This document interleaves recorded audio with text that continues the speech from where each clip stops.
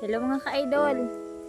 Naaday mi diron interes among baol mga ka-idol kay naghawan mi mga ka-idol among tamnan og para mga ka-idol. Nalaman mga ka-idol po na ay paabuton. Kugi laman taan ni mga ka-idol kay o man tay laing kwarta. Wala may laing trabaho mga ka-idol.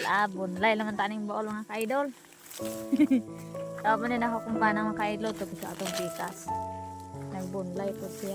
Kani umong gibunlayan mga ka-idol oh. Kuani siya. Among kuani siya. Giganit. So, tara sa dito at mga ka-idol to. Kamang-kamang po.